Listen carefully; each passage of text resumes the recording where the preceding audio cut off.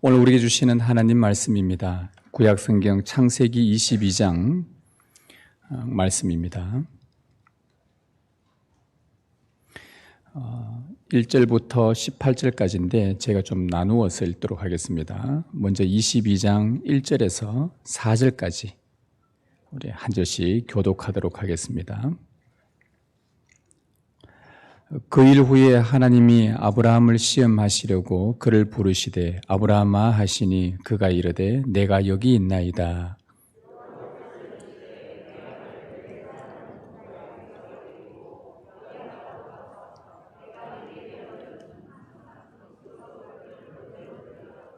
아브라함이 아침에 일찍이 일어나 나귀의 안장을 지우고 두 종과 그의 아들 이삭을 데리고 번제에 쓸 나무를 쪼개어 가지고 떠나 하나님이 자기에게 일러주신 곳으로 가더니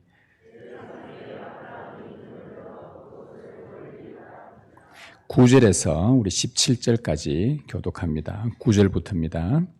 하나님이 그에게 일러주신 곳에 이른지라 이에 아브라함이 그곳에 제단을 쌓고 나무를 벌려놓고 그의 아들 이삭을 결박하여 제단 나무 위에 놓고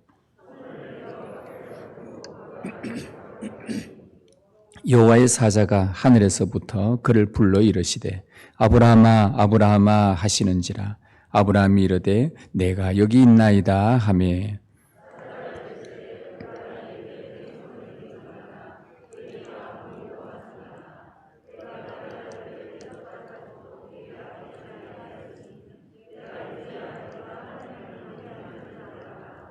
아브라함이 눈을 들어 살펴본즉 한 순양이 뒤에 있는데 뿔이 수풀에 걸려 있는지라 아브라함이 가서 그 순양을 가져다가 아들을 대신하여 번제로 드렸더라.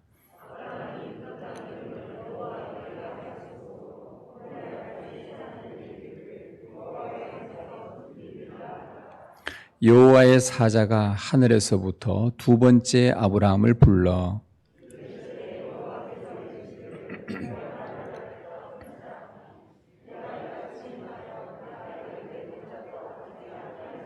같이 읽습니다. 내가 네게 큰 복을 주고 내 씨가 크게 번성하여 하늘의 별과 같고 바닷가의 모래와 같게 하리니 내 씨가 그 대적의 성문을 차지하리라. 아멘.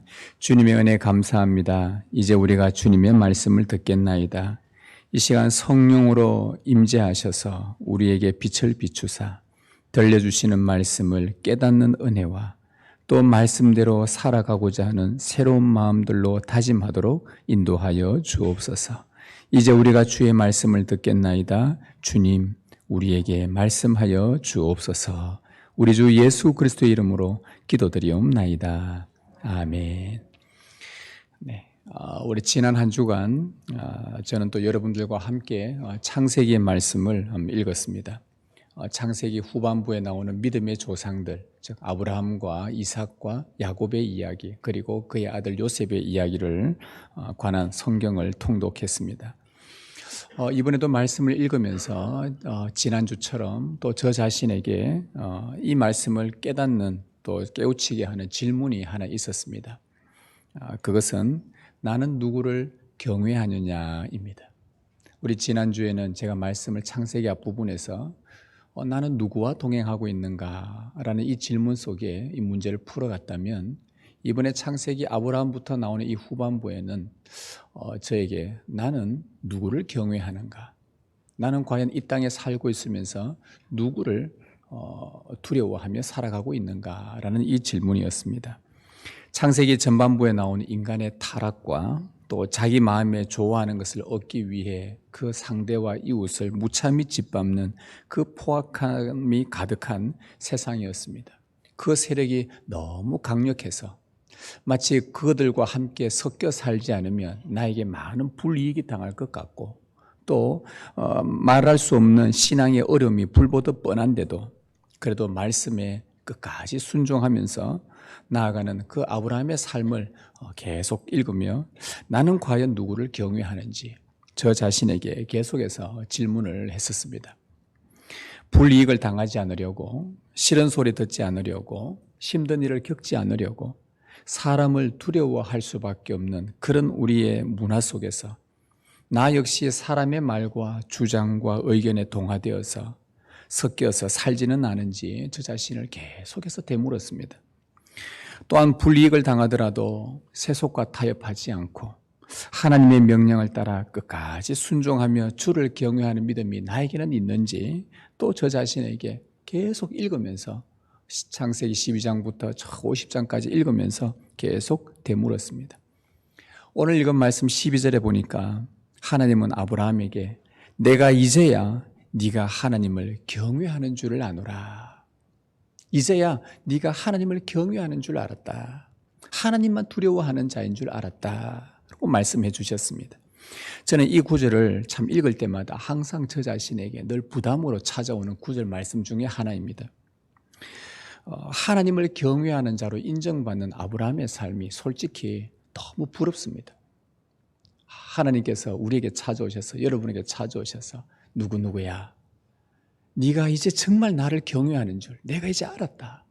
그 인정받는다는 것이 참 얼마나 기쁘고 참 부럽고 또 부담스럽기도 하고 왜냐하면 말씀을 가르치고 전하는 목사인지라 저는 더욱더 그렇지 않겠습니까? 부담으로 다가오지만 그러나 제가 이 말씀을 쭉 읽으면서 저도 이 제 인생 마지막쯤에 가서 인생을 마무리할 쯤에 네가 나를 경외하는 줄 알았노라고 하는 하나님께 칭찬받고 그렇게 주님 앞에 가고 싶다는 그 갈망이 제 안에 조금씩 계속해서 생겨나고 있습니다. 여러분 오늘 경외라는 이 단어를 우리 함께 살펴보려고 합니다. 성경에서 처음 나오는 곳입니다. 경외라는 단어가 원문에서도 가장 처음 나오는 곳이 이 창세기 22장이라고 한다면 이 경외가 무엇인지 알게 되면 성경 전권에서 또 우리 인생 전체에서 내가 하나님을 경외한다는 것이 어떤 것인지를 우리가 배울 수 있게 될 것입니다. 하나님은 아브라함의 믿음을 시험하셨습니다. 그의 믿음이 과연 순전하고 참 괜찮은지를 시험을 하셨어요. 그래서 백세에 낳은 독자 이삭을 번제로 드리라는 시험을 하셨습니다. 여러분 자녀를 불로 태워서 제사를 드리라는 이 하나님의 명령은 누가 봐도 부당한 일입니다. 그리고 하나님 스스로도 모순이 되는 일이에요. 왜냐하면 하나님께서 아브라함과 맺은 언약이 있지 않습니까? 이 언약을 누구를 통해 이어가겠다고 했냐 하면 네 아들 이삭을 통해서 이어가겠다고 약속을 하셨단 말입니다. 그런데 그 이삭을 번제로 죽여서 나한테 바치라고 한다면 이 하나님의 언약이 하나님이 거짓말, 언약이 이삭을 통해 이루어진다 해놓고는 이삭을 드리라 했으니 그 하나님이 거짓말하는 스스로가 약속을 깨트리는 그런 꼴이 되기 때문에 이 명령 자체가 참 부당한 것입니다. 그리고 하나님은 인신제사를 금하셨습니다. 레위기 말씀에 보면 결단코 자녀를 불로 통과하지 못하게 하라. 이는 하나님을 욕되게 하는 것이다. 그 당시 때 가나안 땅에 그 사람들을 미신을 섬기며 우상을 섬기는 그들에게 뭔가 좀 더 유익이 있고 좀 더 자기들이 믿는 신에게 좀 더 자기들의 정성을 그리고 원하는 것을 얻기 위해서 때로는요 자녀들을 죄 없다고 생각하는 어린 자녀들을 불로 태워 제사 드리는 일이 흔했단 말입니다. 그런데 하나님은 이것을 금하셨어요. 너희가 하나님의 백성이며 그 일을 행해서 하나님을 욕되게 하는 일이 없도록 해라. 그런데 지금 하나님께서 아브라함에게 뭐라 그러냐 하면 그 아들을 번제로 드리라. 그러면 하나님이 하신 명령 스스로가 모순이 하나님이 말씀한 거 모순이 되는 겁니다. 여러분 아브라함은 하나님의 이 명령이 하나님과 어울리지 않는 참 부당한 명령이라는 것을 그는 알았습니다. 우리가 봐도 이러한 성경 구절과 몇몇 말씀을 봐도 누구나 금방 알 수 있는 것 아닙니까? 이거 참 부당한 일이다. 그런데 더 놀라운 것은 아브라함의 태도입니다.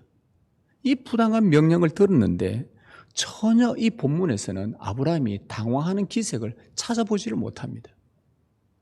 이 명령을 딱 듣고 나서 오히려 이 명령을 빨리 수행하려고 함치의 지체도 없이 수행하려고 그 다음날 아침 일찍 일어나서 번제 쓸 나무를 쪼개고 나귀에게 안장을 치우고 불을 들고 아들 이삭과 함께 하나님이 일러주신 모리아 땅으로 3일 동안 묵묵히 걸어갑니다.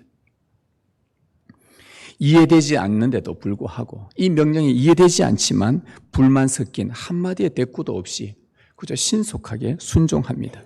이삭이 가는 도중에 한번 물었습니다. 아버지, 제사에 필요한 불과 나무는 있는데 번제할 어린 양은 어디에 있습니까? 하니까 아브라함이 속으로 뭐라 했겠습니까? 네가 번제물이다. 이 말 하고 싶었지만 그는 뭐라 그러냐? 하나님께서 친히 준비하실 것이다.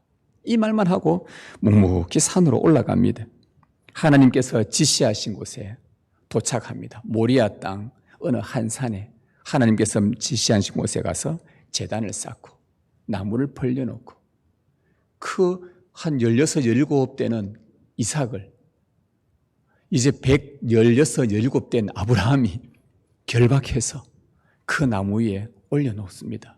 그리고는 칼을 꺼냅니다. 하나님이 명령하신 대로 이 아들을 죽이려고 합니다. 자, 여러분 여기까지 아브라함의 그 시험의 명령과 아들을 죽이는 이까지 들으면서 여러분 아브라함에게서 무엇을 발견하나 하셨습니까? 제가 이것을 쭉 읽으면서 무엇을 하나 발견했냐 하면은 조금도 머뭇거리지 않는 아브라함의 모습입니다. 조금도 지체하지 않는 그의 담대함이었습니다. 그는 아들을 죽이는 신용을 한 것이 아니라 실제로 죽여서 번제로 바치려고 했습니다. 그 이유는 하나님의 명령이었기 때문입니다. 본문에서 다른 이유가 찾을 수가 없습니다. 오직 하나님이 명령했다는 그 이유 때문에 그는 그 아들을 죽이라고 했으니까 그냥 죽이는 건가 보다. 하나님께서 괜히 그냥 일부러 던져본 말이겠지가 아니라 진짜 그분의 명령이어서 던진 겁니다. 여러분 하나님께서 하신 지금까지 모든 그분의 입에서 나오는 명령은 괜히 해보는 명령이 하나도 없습니다. 하나님께서 우리에게 주신 이 성경에 나오는 기록된 말씀은요, 그냥 괜히 그냥 심심찮아서 해본 말씀이 아닙니다. 당신을 걸고 하신 명령이에요. 당신의 전부를 걸고 말씀하신 명령입니다. 그래서 다른 이유를 본문에서 찾지를 못합니다. 단지 하나님의 명령이어서 아브라함은 그렇게 했습니다. 여러분 아들을 아끼지 않는 부모가 어디 있습니까? 여러분 이 자리에 계신 우리 다 많은 부모님들이 계시는데 여러분 아들을 아끼지 않는 부모 있습니까? 그것도 자녀가 없다가 넓게 태어난 그 아들이 있다면 얼마나 소중합니까? 더욱 그러지 않겠습니까? 우스갯소리로 제가 1부 때도 이야기를 말씀드렸는데 우리나라에 전쟁이 나면 아내들을 대상으로 이야기를 하니까 우리나라에 전쟁이 나면 이제 갓 제대한 펄펄 끓는 20대 아들을 전쟁터에 안 보내고요. 쉼도 없고 민방위 다 끝나고 쉼도 못 쓰는 이 남편들을 보내겠대요. 아들을 못 보낸다. 남편 당신이 가라. 우스갯소리로 좀 이렇게 한단 말이죠. 그만큼 이 아들은 어머니에게 또 아버지에게 부모에게 참 소중한 존재입니다. 모든 부모가 비슷하다면 여러분 아브라함의 인생에서도 마찬가지지 않겠습니까? 그런데 하나님의 명령이 아브라함에게 도대체 어떤 위치에 있었기에 그의 인생에서 하나님의 명령이 어떠한 위치에 있었기에 독자를 바치라는 이 명령에도 머뭇거리지 않고 순종할 수 있었냐 이 말입니다.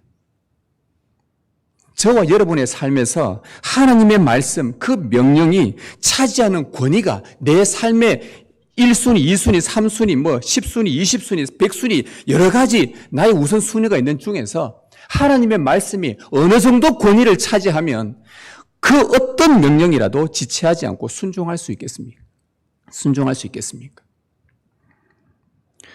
여러분 히브리서 11장에 보면 아브라함이 이삭을 바칠 때 그가 어떤 생각을 하고 바쳤는지 알려주는 중요한 구절이 나옵니다. 한번 읽어보겠습니다. 17절 시작. 아브라함은 시험을 받을 때에 믿음으로 이삭을 드렸으니 19절 그가 하나님이 능히 이삭을 죽은 자 가운데서 다시 살리실 줄로 생각한지라. 이 두 구절을 보면요 굉장히 아브라함이 이삭을 바칠 때 놀라운 믿음을 하나 발견하게 됩니다. 뭐냐 하면 이삭이 자기 손에 혹 죽더라도 번제로 드려져서 죽더라도 하나님께서 능히 그를 다시 살리실 줄을 생각하고 믿음으로 드렸다는 겁니다. 번제를 드려 죽여도 하나님이 전능하시니 살리실 것이다. 여러분, 이 말은요, 그 명령이 부당하게 들리든 혹 옳게 들리든 아무 상관없이 하나님의 명령은 무조건 아브라함과 이삭 자기를 위하는 명령이라는 것을 그가 확신을 갖고 있었다는 겁니다.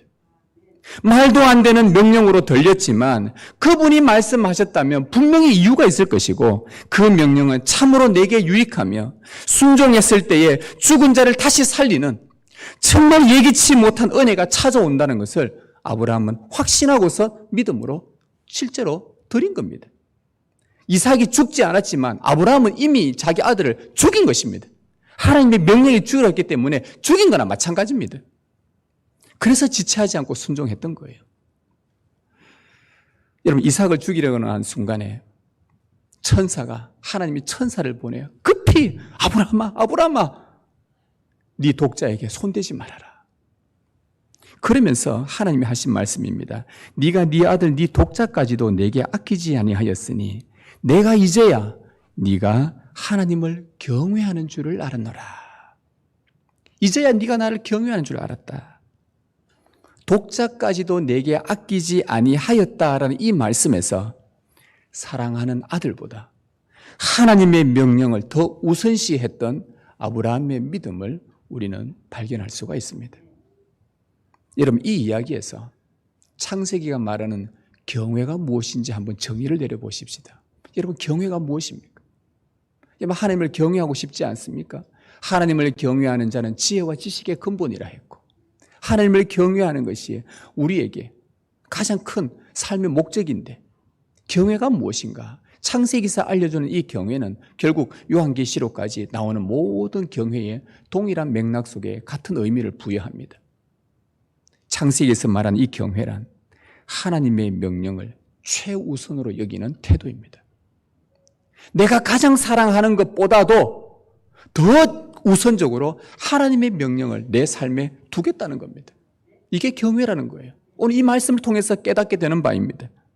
이해되지 않더라도 하나님이 말씀하시면 그것은 나의 믿음을 위해 하나님이 주신 것이고 나의 생명의 구원을 위해서 내게 유익함을 주기 위해 주신 명령이니 반드시 내게 유익한 은혜라는 것을 확신하고 그 명령에 순종하는 것이 경외라는 겁니다. 여러분, 아브라함이 우리는 아시다시피 처음부터 하나님을 경외했던 그 믿음이 있었던 건 아닙니다. 그가 하나님의 부르심을 받고 이삭을 바치기 전까지 약 40년의 세월 동안 수많은 우여곡절의 인생에서 믿음이 약해질 때마다 하나님이 찾아오셨어요. 또 약해지면 찾아오셔서 하나님이 말씀하시고 하나님이 말씀하면 자기 눈앞에 말씀대로 뭔가 되어지는 하나님의 권능을 보고서 그의 마음속에 믿음이 점점 생겨나기 시작한 것입니다. 여러분, 자기 목숨을 지키려고 아내를 누이라고 거짓말할 수밖에 없었던 그 당시 내피림이 많았던 포악한 세상에서 아브라함이 거짓말해서 잘못했는데 어쨌든 또 그렇게 할 수밖에 없는 그 분이 아니면 자기도 죽고 아내도 죽으니까 살 수 있는 그 내피림들이 우글대는 그 속에서 살려면 이 방법밖에 없다고 거짓말을 했는데 하나님께서 거짓말을 아브라함을 보호하시고 참 이해 안 되죠? 그것을 취한 애굽 바로왕을 재앙을 내려버렸단 말이죠. 그리고는 하나님께서 애굽 왕을 치시고 그로부터 아브라함과 사라와 가축들을 건져낸 그 하나님의 기적을 아브라함이 경험을 하게 된 겁니다. 이게 도대체 뭔가? 그분이 명령하시면 이런 일이 일어나는가? 하면서 하나씩 배우게 됩니다. 전쟁 포로로 잡혀간 조카 롯을 건지려고요. 자기 집에서 훈련된 318명 데리고 4개 나라의 연합군과 전쟁을 벌입니다. 이게 말이 되는 겁니까? 300명 그 용사 가지고 집에서 키운 그 군인들이 어느 정도 되겠습니까? 4개 나라의 연합군 군대들과 싸운다는 게 말이 돼요? 그런데 싸워서 이겨서 조카 롯을 데리고 왔습니다. 그런데 아브라함이 불안합니다. 저들이 보복할 수도 있으니까. 두려워 떨고 있을 때 하나님이 찾아오셔서 뭐라 그럽니까? 내가 너의 방패가 되어주겠다. 하나님이 명령하시자 그 이후로 이 4개 연합군이 아브라함 곁에 얼씬도 하지 못하게 하나님 만들어 놓았습니다. 그분이 명령하시니까 이런 일이 일어나더라는 거예요. 하나님의 명령은 도대체 무엇인가? 아브라함이 점점 하나님의 명령에 대해서 자기의 순위에서 한 10순위 정도 됐으면 점점 한 번씩 겪을 때마다 8순위 됐다가 한 번 겪을 때마다 5순위 되었다가 점점 올라오고 있습니다. 더 놀라운 것은 처음부터 자기 아내 사라가 불임이었는데 결혼할 때부터 불임이었고 그리고 생리가 끝이 나고 30년간 생리를 하지 않는 끊긴 그 아내 사라의 몸에서 하나님이 명령하시자 그 노년에 80 말에 되어서 노년에 다시 생리가 일어나고 임신할 수 있는 상태로 만들어지고 하나님이 명령하시니까 그래서 이삭을 임신하고 출산하는 말도 안 되는 일이지만 이것을 불가능한 일을 경험하게 되는 이 아브라함과 사라가 보면서 그의 마음속에 하나님의 명령이면 모든 것이 다 자기를 위한다는 것을 알게 되었고 하나님의 명령이면 그 명령대로 안 되는 게 없다는 것을 그가 점점 깨달아가기 시작한 것입니다.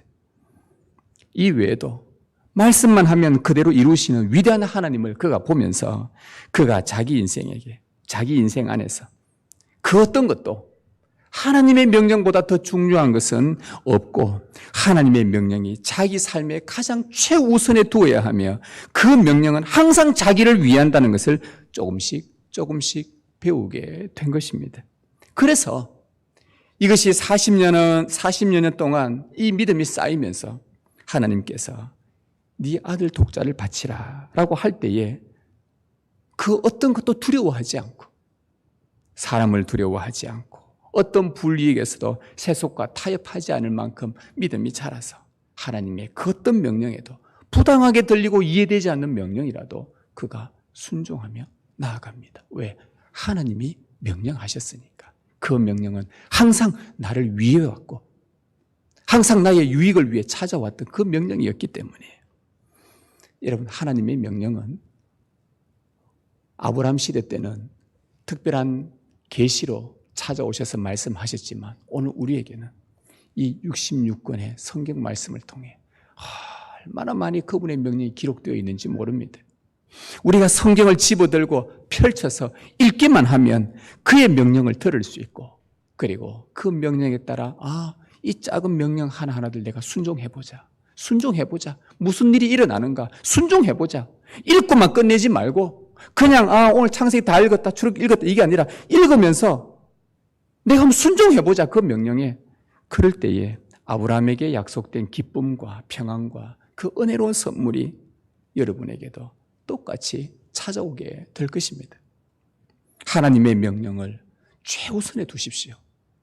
하나님은 여러분이 세상을 두려워하지 않고 하나님만 경외하는 인생으로 바꾸시기 위해 지금도 여러분의 믿음을 시험하며 말씀으로 명령하십니다. 그가 나를 단련하신 후에는 내가 뭐같이 나온다고요? 옛날 성경에 정금같이 나오리라. 개혁된 요즘 성경에는 순금같이 되어 나오리라. 나를 단련하신 후에 무슨 명령이든 여러분의 구원을 위해 유익한 것이니 믿음으로 반응해서 여러분을 향한 하나님의 선한 뜻이 이루어지고 여러분은 하나님 보시기에 그분만을 경외하는 순전한 믿음, 순금 같은, 정금 같은 그 믿음으로 되어지기를 진심으로 축복합니다. 오늘 본문에는 이 아브라함이 나를 경외하였도다라는 이 말씀과 함께 하나님이 그 다음에 일으키시는 아브라함의 순종과 함께 나타내신 계시의 중요한 구속 역사가 숨어 있는 것을 보게 됩니다. 여러분, 아브라함이 이삭을 죽이려고 하다가 아브라함아 급히 딱 말렸을 때 아브라함이 눈을 들어서 내가 여기 있나이다 하고 떡 돌아보니까 자기 눈에 뭐가 보였습니까? 수풀에 뿔이 걸린 순양 한 마리를 딱 보게 됩니다. 그리고는 그 순양을 잡아다가 아들을 대신하여 번제로 드립니다. 그리고는 그곳 이름을 여호와 이레라 하고 아브라함이 그 땅 이름을 지어주었습니다. 14절에 아브라함이 그 땅 이름을 여호와 이레라 하였으므로 오늘날까지 사람들이 이르기를 여호와의 산에서 준비되리라 하더라. 하나님께서 아들 이삭 대신에 순양 한 마리를 준비해 주신 것입니다. 여러분, 이 여호와 이레라는 이 이레라는 단어, 이레라는 히브리 원 뜻이 뭐냐 하면 여호와 이레, 즉 이레가 보다라는 뜻입니다. 본다. 그래서 여호와 이레는 누가 본단 말입니까? 여호와께서 보신다. 또 이 문법적으로 좀 변화가 일어나면 여호와께서 보여주신다. 이런 뜻이 됩니다. 여호와 이레, 여호와께서 보여주셨다. 이 말입니다. 아브라함은 하나님이 보여주신 수풀에 걸린 순양 한 마리를 보고서 이거는 하나님께서 예비하신 것으로 확신하면서 기뻐하며 그것을 번제물로 드렸습니다. 여러분, 아브라함이 기뻤겠습니까? 안 기뻤겠습니까? 왜 기뻤겠습니까? 아들을 죽을 뻔했는데 여러분, 이거 아닙니다. 아브라함이 이미 아들 죽인 거예요. 그렇잖아요. 안 말렸으면 죽였습니다. 아들 죽을 뻔했는데 아이고 잘됐다, 너무 기쁘다, 이게 아니라 아브라함은요, 그 순양을 보고서 장래에 올 무언가를 믿을 수 있도록 하나님의 성령께서 그의 마음에 감동을 일으켰었어요. 이게 참 놀라운 비밀입니다. 예수님께서 아브라함이 기뻐했다는 말은 오늘 본문에 나오지는 않는데 어떻게 그것을 알 수 있냐 하면 예수님이 그 말씀을 하셨어요. 여러분, 예수님이 하신 말씀입니다. 한번 같이 읽어볼까요? 너희 조상 아브라함은 나의 때를 볼 것을 즐거워하다가 보고 기뻐하였느니라. 이 말씀을 자세히 보십시오. 예수님이 하신 말씀입니다. 예수님이 이래 말합니다.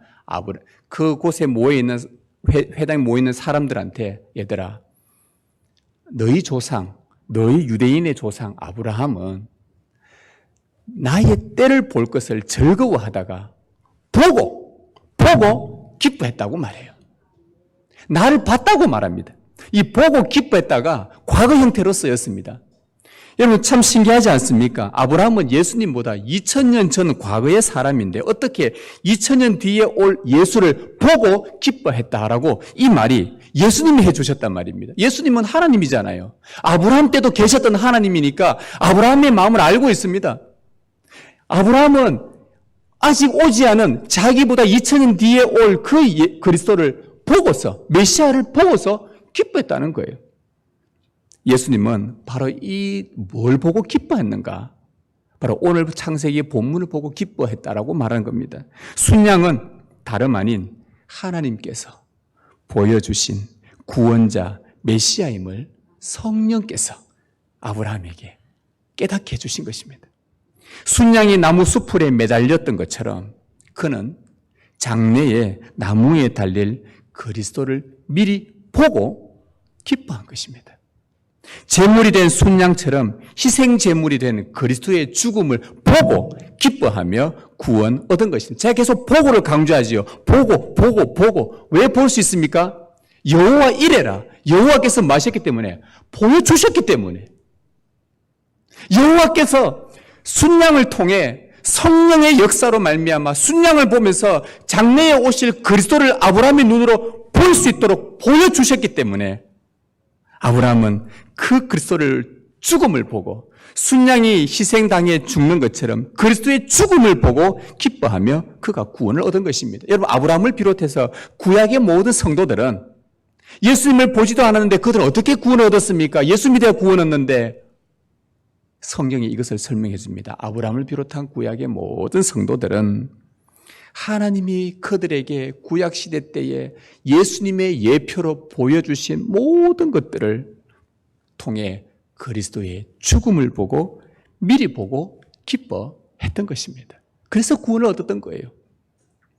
여러분, 순양이 번제로 드려졌던 바로 그 모리아 땅, 그게 한 산, 그 모리아 땅이 아브라함이 순양을 바치고 2000년 뒤에 바로 그곳에 예루살렘 성전이 그곳에 세워져입니다. 이것은 결코 우연이 아닙니다. 하나님은 예루살렘 영문 밖 골고다 언덕에 나무에 모든 사람이 보도록 그리스도를 높이 매다셨습니다. 아브라함의 눈에 보였던 바로 그 순양, 모든 사람들의 눈에 볼 수 있도록 골고다 언덕 나무에 예수님을 매다셨습니다. 아들 대신 모든 인류의 죄를 대신 자기 백성을 대신하여 번제로 드리기 위해서 하나님은 높은 곳에 예수님을 모두가 볼 수 있도록 여호와 이레, 여호와께서 보여주신 그리스도를 그곳에 다셨습니다. 나무에 달린 그리스도의 죽음을 보고 기뻐하며 믿음으로 예배하는 자는 구원을 얻게 하셨습니다. 여러분, 하나님의 명령을 따라 순종으로 모리아를 향해 나아갔던 아브라함은 거기서 그리스도를 보고 기뻐했고, 그 후로는 그 어떤 이해되지 않는 명령이 주어져도 절거히 순종하는 하나님을 경외하는 자가 되었던 것입니다. 마찬가지로 하나님은 지금 우리에게도 똑같이 명령하십니다. 십자가로 나아가라. 여호와 이레, 여호와가 보여주신, 거기서 하나님이 너에게 보여준 그 그리스도를 보라. 그리스도를 보라. 그는 죄가 없는데도 인류의 죄값을 대신 치르고 죽어야 한다는 아버지의 명령, 말 그대로 부당한 명령, 나는 죄가 없는데 왜 저 사람 위해서 죽어야 됩니까? 라고 부당한 명령임에도 불구하고 예수님은 아버지의 명령에 기꺼이 순종으로 나아갔습니다. 그리스도의 적극적인 순종에 우리 모두가 구원을 얻게 되었습니다. 하나님의 모든 명령은, 예수님께 주어진 그 명령은 예수님 당신을 위했고, 예수님을 통해 구원받을 당신의 택한 백성들 모두를 위한 것이었기 때문에 예수님은 자기에게 죄 없는 예수님이 누군가 대신하여 죽어야 한다는 그 부당한 명령임에도 불구하고 그분은 하나님의 명령에 순종했습니다. 하나님 아버지를 경외했던 것입니다. 하나님의 모든 명령은 우리의 구원을 위한 것이니 이해되지 않는 어떤 명령이라도 순종으로 나아가 하나님을 경외하는 믿음을 하나님께 우리는 보여야 하겠습니다. 하나님은 지금 우리에게도 동일하게 이 명령을 하고 계십니다. 언제까지요? 언제까지 하나님을 경외하며 믿음으로 순전하게 나아가야 되겠습니까? 언제까지요? 원수 사탄이 멸하여 완전히 사라질 그때까지. 17절, 내가 네게 큰 복을 주고 네 씨가 크게 번성하여 하늘의 별과 같고 바닷가의 모래와 같게 하리니 네 씨가 그 대적의 성문을 차지하리라. 순종한 아브라함에게 하나님께서 약속하신 것은 너의 자손이 하늘의 별처럼 바다 모래처럼 많아져서 너의 후손이 대적의 성문을 차지하는 복입니다. 원수의 성문을 파고 들어가서 부숴버리는 그 복을 하나님이 주신 것입니다. 이 말은 아브라함처럼 하나님을 경외한 믿음의 후손들이 예수 그리스도를 힘입어 사단의 머리를 부수신 예수 그리스도를 힘입어 원수 사탄이 오랫동안 견고하게 쌓아놓은 그 사단의 견고한 성문들을 쳐부수고 들어가서 그리스도를 바라본 믿음의 사람들이 그것을 쳐부수고 들어가서 그곳에 묶여있던 수많은 자들이 십자가의 그리스도를 보고 구원을 얻도록 대적의 성문을 차지하는 이 복을 우리에게 주시겠다고 약속하셨습니다. 지금 우리가 살고 있는 지금부터 약 4,000년 전에 주신 이 아브라함에게 주신 이 말씀이 이미 지금 이루어지고 있지 않습니까? 십자가에서 승리하신 예수님. 이미 그 씨가 대적의 문을 취하는데 단서로 보면 예수 그리스도께서 사단의 머리를 부수신 바로 그 아브라함의 후손으로 오셨고, 또 복수로도 하나의 복수지만 큰 덩어리로 본다면 이곳이 바로 교회예요. 하나님을 신실하게 믿고 그분을 경외하는 믿음의 사람들이 모여있는 그들이 지금도 하나님께서 명령해서 가라. 너희가 저 땅을 향해 가라. 저 성문을 향해 가거라. 할 때의 그 명령에 순종하고, 그것이 때로는 부당해 보이고, 하나님 제가 어떻게 저 땅에 갈 수 있습니까? 제가 저곳에 우리를 죽이려고 하는 그곳에 어떻게 제가 갈 수 있겠습니까? 그래도 가라. 안 죽는다. 내가 너를 보호한다. 하고 그 명령을 듣고 나아가서 그 대적의 원수 사탄이 묶어놓은 그 성문을 부수고 들어가는 거예요. 여러분, 그 일들이 지금도 일어나고 있지 않습니까? 북한 땅에 아무리 기독교를 박해하고 꽁꽁 문을 닫아도 지금도 계속해서 믿는 자들이 북한 땅에 많아지고 있는 거 아십니까? 무슬림이 99.9%라는 그 이란 땅에 기독교인들이 보이면은 복음을 전하든가 보이면은 총살시키는 그 땅에 지금 세계적으로 변화하는 선교 편지에 보면 이란 땅에 그렇게 교회가 계속해서 생겨나고 있다는 거 여러분 아십니까? 왜 이게 일어납니까? 코로나가 발생했던 우한 땅에 왜 그곳에 중국 정부가 끊임없이 선교사를 추방하고 막아내고 막고 차단하는데도 왜 그 땅에 그렇게 많은 사람들, 우리나라 인구보다 더 많은 사람들이 지금 예수 믿고 그곳에서 대적의 성문을 취하며 나아가고 있다는 거. 여러분, 이거 하나님의 능력의 역사지 않습니까? 하나님이 명령하시자 그 명령에 순종하며 그를 경외하는 자들이 한 걸음 걸어갈 때 대적의 성문을 취하고 하늘나라가 확장되어지는 이 놀라운 역사가 일어난 것입니다. 하늘의 별과 바다의 모래 같은 수많은 믿는 자들이, 주를 경외하는 자들이 새벽 이슬같이 수많은 청년들이 지금도 파고 들어가고 있는 것이에요. 사랑하는 성도 여러분, 여러분은 이런 하나님의 역사를 보면서 누구를 경외하고 계십니까? 이 땅에 내가 사랑할 것 많고 좋아할 것 많고 너무 좋아하는 것들이 많고, 근데 여러분 누구를 경외합니까? 앞으로 여러분 누구를 경외할 것입니까? 너희가 환난을 당하나 담대하라, 내가 세상을 이겼노라. 넌 이 주님의 음성을 듣고 계십니까? 세상이 두렵게 느껴질 때마다, 우리 믿음이 약해질 때마다 사탄의 머리를 부수고 승리하신 예수 그리스도가 우리 곁에 계신다는 것을 믿으십시오. 십자가의 그리스도를 향해 나아가십시오.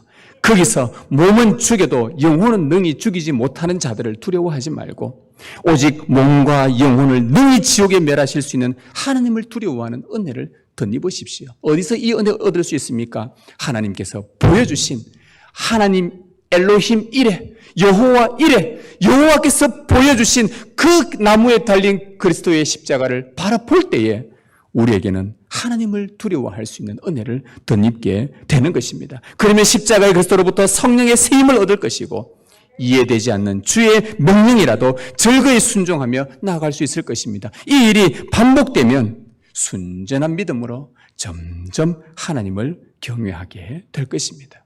악한 원수 사단의 성문이 완전히 파멸하는 그날까지, 승리하신 주님이 오시는 그날까지 주를 경외하는 순전한 믿음의 은혜로운 역사가 여러분 삶 가운데 가득하기를 주님의 이름으로 축복합니다.